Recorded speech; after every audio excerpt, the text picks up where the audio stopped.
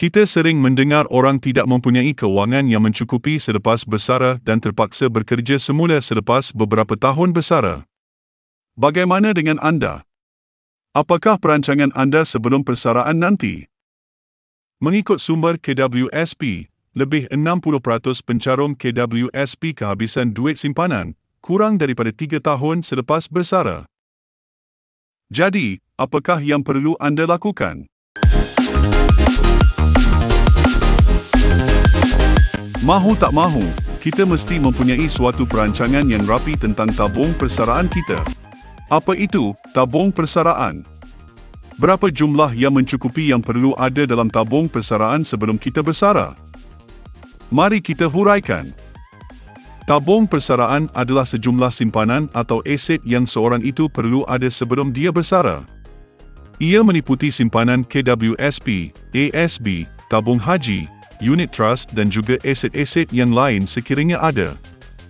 Untuk mengira tabung persaraan yang mencukupi, pertama, kita kena tahu berapa tempoh masa yang kita ada untuk kita bekerja sebelum kita bersara.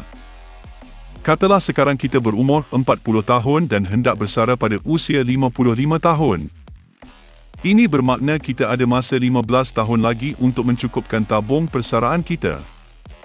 Ini sangat penting supaya kita dapat tentukan jenis pelaburan yang akan dilakukan bagi mencukupkan tabung persaraan sebelum kita bersara.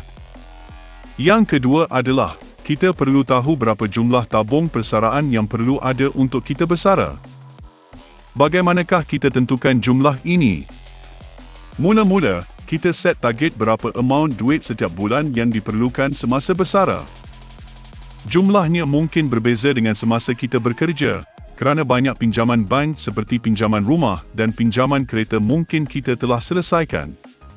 Corak perbelanjaan seperti perbelanjaan minyak kenderaan ke tempat kerja dan kebiasaan makan di luar juga mungkin berkurangan. Walau bagaimanapun perbelanjaan masih tetap tinggi terutama bila anak-anak masih lagi belajar sama ada di sekolah atau di universiti.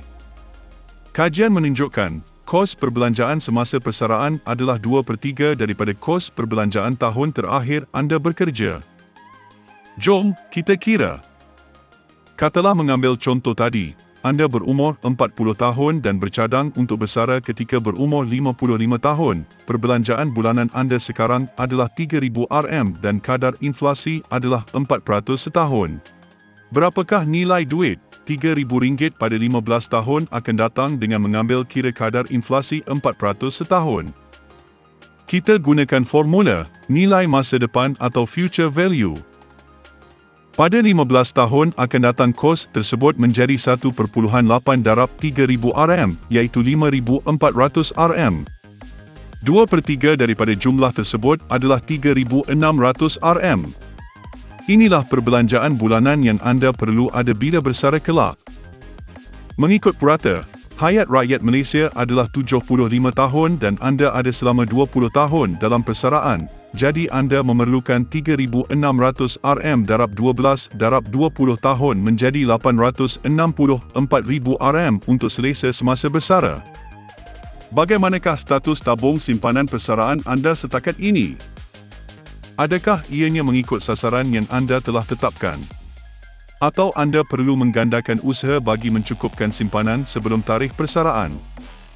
Bagi memastikan tabungan tersebut mencukupi, kita perlu rancang pelan persaraan dengan memilih strategi pelaburan yang sesuai, iaitu yang mempunyai dividen yang tinggi serta risk yang rendah. Sentiasa menganalisa dan menilai status kewangan semasa tabung persaraan. Sekian serba sedikit tentang perancangan persaraan. Semoga berjumpa lagi di video-video akan datang. Jangan lupa untuk like, komen, share dan subscribe. Assalamualaikum.